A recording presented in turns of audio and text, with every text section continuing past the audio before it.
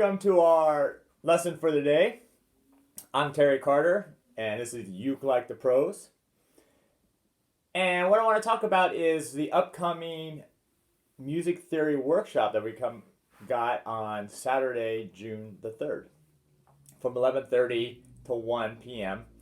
And just want to talk a little bit about what we're going to be going over and show you some of the things, and hopefully you're interested and like to sign up for that. As always, thank you for being here. Thank you for subscribing, following, and sharing all this information with other ukulele and musicians that you know. So, hope you're having a great day. So, let's just jump right into what's going on with this workshop. We are live, so if you want to ask me any questions, feel free to do that. We'll talk about them today. And then also the workshop is really going to be more of a, I'm going to be giving you some material, and then we're going to be talking about them, but it's also going to be a lot of interaction. You can ask questions. I'm going to be giving you some assignments to be doing, not only on your ukulele itself, but also some written stuff that you'll have to do, because we want to start diving in and understanding more about music and ukulele. You can go and just find how to play a few simple chords and a few simple songs. There's tons of things out there for that. Matter of fact, I do that myself. But my goal is to dive deeper, because at some point in time, just playing the C chord all the time, it gets, we want to dive deeper into a little bit, understanding a little bit more about this music that we're playing, and rhythms and counting and how chords are made, and why that's a major scale and why that's a minor scale, minor pentatonic scale, and learning the notes on the ukulele. So it's just a bunch of information that I find fascinating. I love talking about it, and I'm going to share that with you. So I'm just going to do a quick check here and see how we're doing. See if anyone's here with us today, and make sure my feed is going. All right, there I am. So, hey, Mark, good afternoon to you, my friend.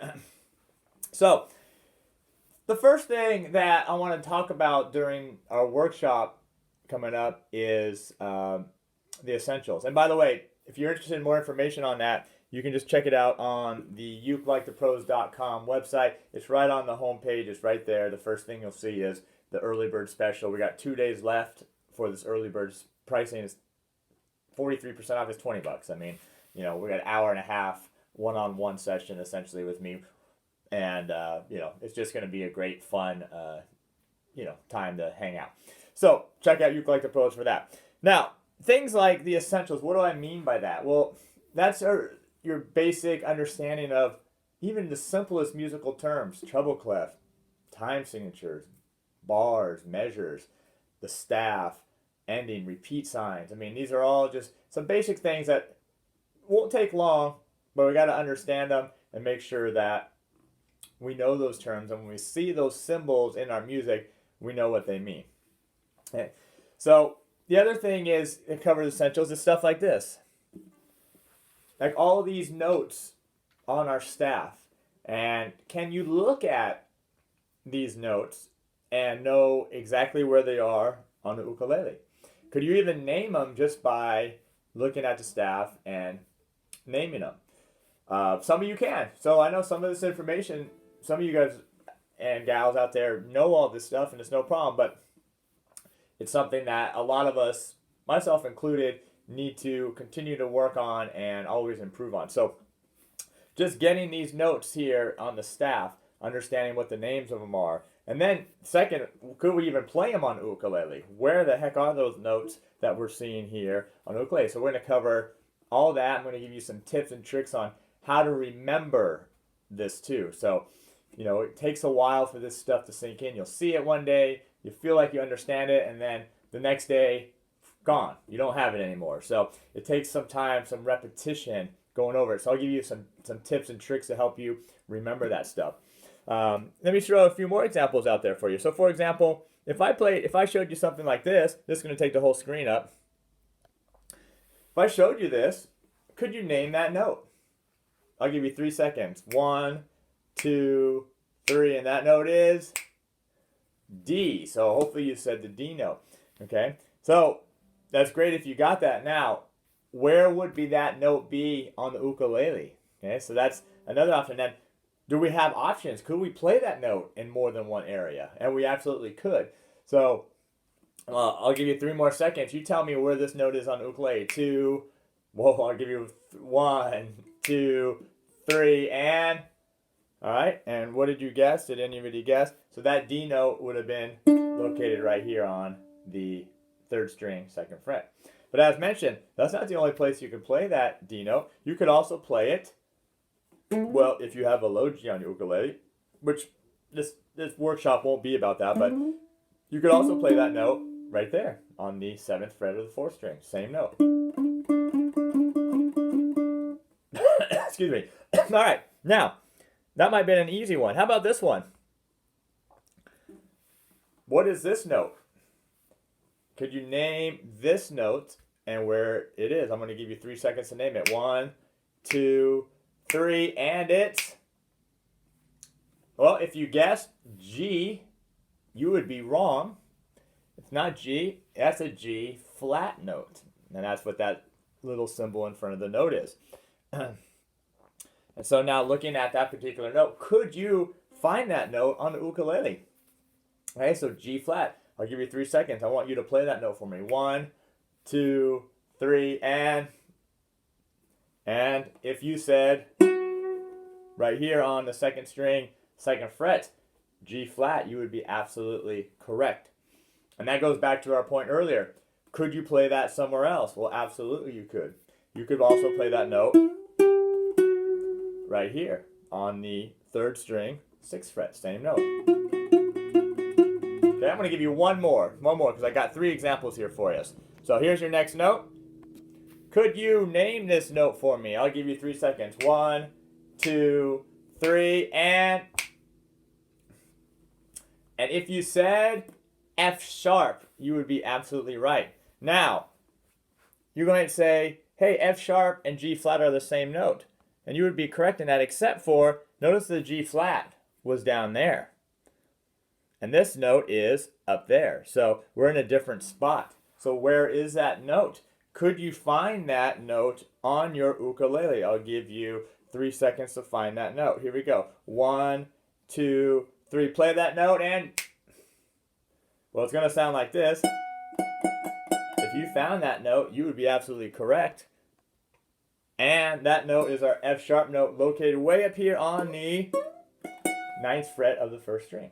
Okay? So, you know, this kind of stuff to me is really important as a musician. It's going to take you to that next level. I know it's a kind of a cheesy phrase. You always hear that, but they're really going to make you a better musician understanding this kind of stuff. All right, so note. Now, that gets to the next point of, could you find any note on the ukulele? So, for example, if I just said, what for the heck of it, 2nd string, 7th fret, if I just play this note, could you tell me what the name of this note is? And we'll give you 3 seconds. 1, 2, 3, and it's B. So there's your B note right there. Okay, I'm going to give you another note. Please just tell me what the name of this note is. I'm going to say right here, 3rd string, 9th fret. Here we go. I'll give you 3 seconds. 1, 2, 3, and what note was that? So if you said A, you would be correct. A note. I'm going to do one more. What the heck? How about right here? I'm going to say 6th fret of the 1st string. 1, 2, 3. What note was that? Well, if you said D sharp or E flat, you would be absolutely correct. So, and that's just staying here. What about when we get up higher in the neck? Okay, all these things are something, as a ukulele player, we should know our instrument, right? We should know all these notes. I'm going to help you, give you tools to figure that out. And so it should be something that will help you down the road. Excuse me, I'm going to get a little water. My throat's a little dry. Okay, oh, I see Heidi checked in. Hi, Heidi. All right. Now, the next aspect of our workshop coming up will be stuff like this. And I've showed you this before if you've been following my lessons, but these are just some rhythms. And I know they're kind of small when you look at it, so I'll blow one of them up here in a second. But these are different rhythms. Can you look at this and know what these rhythms are? Okay, so for example, let's just do this one. Could you play this particular rhythm? If I just, let's say a C chord, just real simple chord.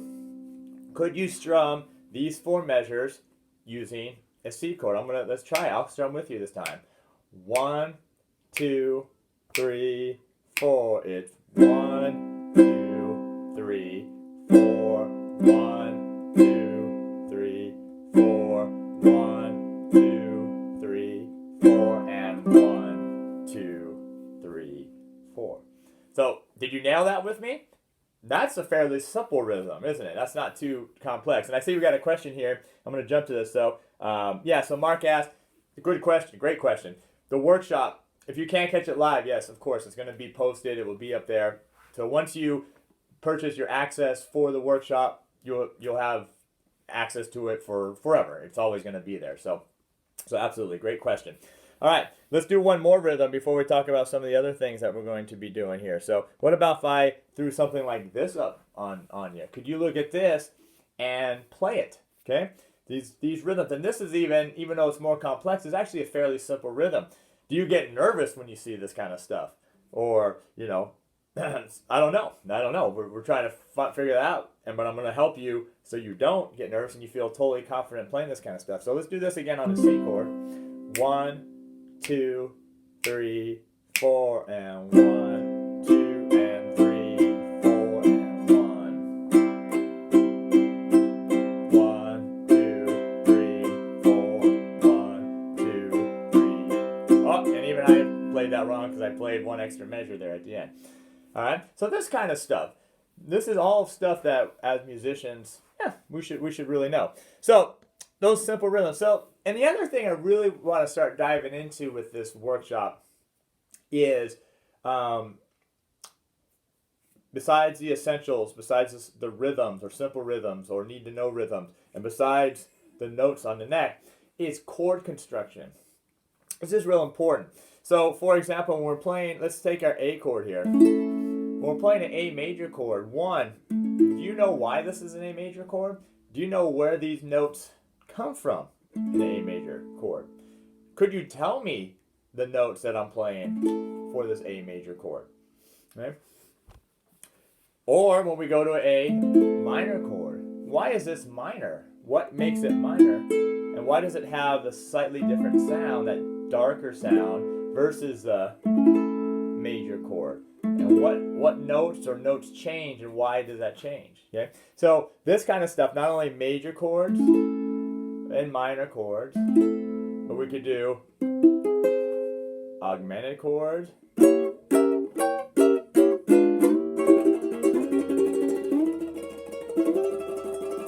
we could do diminished chords, all this kind of stuff, figuring out what's in these chords. This is really, do you need to know this to play Somewhere Over the Rainbow? No, you do not need to know this. So you could pick up your ukulele and play these songs and not have any of this. But I have a feeling that there's a lot of us out there that want to dive deeper in this stuff, that sometimes we just hit a wall when we're just playing stuff over and over again and not really understanding why we're playing it, or why did the composer write something like this, and what were they thinking. So all of this kind of stuff will help you. Again, we'll have an hour and a half, so it's a lot to cover. It's going to take more than that, but at least it's going to give us a nice solid foundation, and then we can continue and do different workshops to continue to build this. I've been doing music theory for 30 years. It's just been something I've been into, and so we got a lot. Hey, malaho. I can't even speak today, excuse me. All right, let's move on to a few other things. So we got chords, understanding the A chord. What are these notes? A, C sharp, E, and A. And then when I play A minor, why is it A minor, A, C, E, and A? And where the heck do these notes even come from? Right? They come from the major scale, they come from the key of A, right? So understanding this kind of stuff, and as well as the augmented and the diminished. And then the last thing I want to cover for this workshop is the major scale, one of our most important. Do, re, mi, fa, sol, la, ti, do.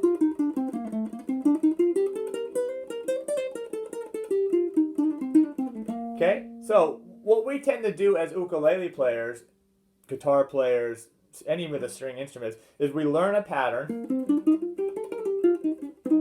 we get it down, and then we just simply move that pattern up and down the neck. And that's what's the nice thing about a string instrument. But again, we have no clue, a lot of us, and I'm not singling anybody out, just saying for the most part we don't understand what we're playing. We're just playing this pattern by rote, which is cool, but can we take it a little bit deeper? Can we dive in and see what's going on here? So if I take this scale, and this is a B flat major scale, could you tell me the notes in this scale? What is the key of this scale? What are the notes? What is the relative minor of this scale?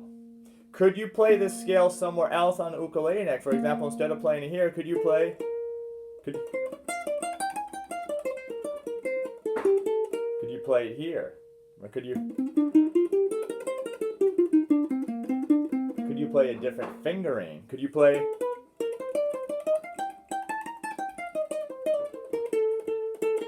Could you play it there? Absolutely. So I'm going to help unlock those that knowledge of that stuff, building these scales. What are the notes in them? And if I said, okay, that was B flat, that's great. How about C sharp? What are the notes in C sharp? Where can you play?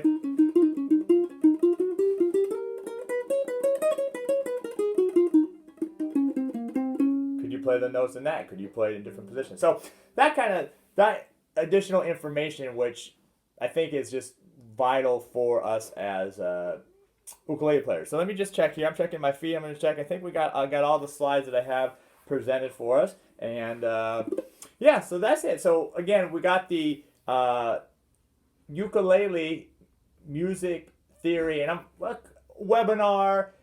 I heard the term yesterday. I was listening to a webinar, not about ukulele, but something else, and they were calling it a workshop. And I like that word workshop because it's more of it's interaction. We're going to be hands-on. We're going to be communicating back and forth. We're going to be having our ukuleles out. We're going to be writing some stuff down. So I like that workshop term better than webinar. So again, that's going to be Saturday, June 3rd. And you can find out more information at ukulelethepros.com. Right now until Monday, the end of Monday, I'm having an early bird special. It's 43% off, so it's $19.95. And after that, it goes to $35. So, jump in if this is something that you've been thinking about, kind of on the fence. Want to make sure I want you to take care of, get this special price. And, it's going to be information that I'll send you a packet. You have a downloadable packet with a lot of this information on there, so you can look right on as I'm displaying it on the screen. You'll have access to the video from here on out once you get it, so you can rewatch it anytime, or if you can't make it Saturday, you could watch it when you have your time. So and hopefully this is a first of kind of a series of these workshops that we do, because I know there's a lot of interest out there and a little bit more in depth than some of our short 15-20 minute lessons that we do here at the daily basis. So anyway, I want to thank you as always for your support. Without you, I'm not here, so I'm here for you doing these things. And so I appreciate all the support that I get. And before I go, and I forgot it over here, so I'm going to grab it real quick.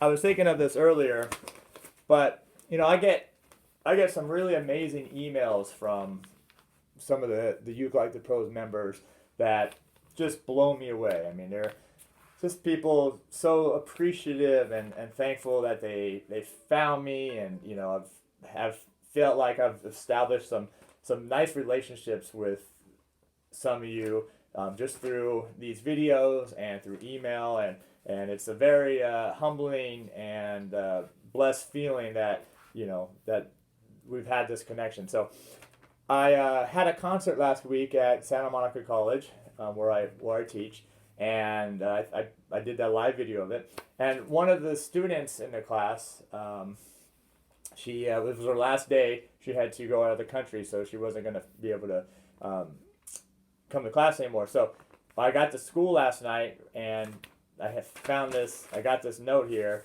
written to me in my box, and this is a handwritten note, and so I just want to read a little bit for you, because this is the kind of things that really motivate me to keep going. So it says, "Dear Professor Carter, these are a collection of phrases that you said in your history of rock music class that I found inspiring and rang true to me. I thought that you may like to see them, as often say, feel, and think things unintentionally, but you are really the representations of ourselves." So, when I'm up talking and lecturing, I just kind of rambling, things come off the top of my head, and I guess once in a while I say some creative things, some jewels. She says, "Thank you for being a musician and teaching history of rock and guitar level 3, which is the class that we were in. I couldn't have learned from a more passionate musician." And so it goes on, and I'll read a couple of these, but there's quotes here, and she actually dated the quotes, like where the dates of the quote, and these are back from like December 2017, and there's another whole back page of it. So, so some of the things that I thought that I said that were great is, if you're going to get into art, you got to do it for the love of the art, right? So, great, right? I mean, I didn't come up with this saying, but why am I a musician? I'm doing it for the love of it. What's the love of the instrument, the love of the music? That's what keeps us going.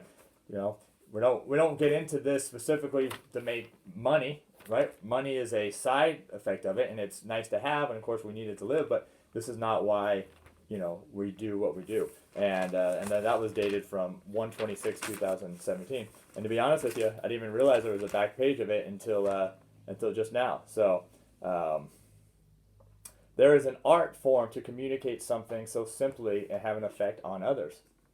Another thing I said. So anyway, I just wanted to share that with you, because this kind of stuff keeps me going, and it's what makes me come here every day. Is these little comments and these emails, and it gives me hope and knowledge that I'm heading in the right path and that I'm doing the right thing. So thank you for that. Thank you for all the comments that you always leave, the messages I get, the emails I get. All of that stuff is really super appreciative, and I thank you for that. So I'm going to stop rambling. I'm going to take us out with a little blues solo that I wrote that is coming in the new blues course coming down the road, but I'll take you with that, and then I'll leave you, and so you can enjoy the rest of your Friday.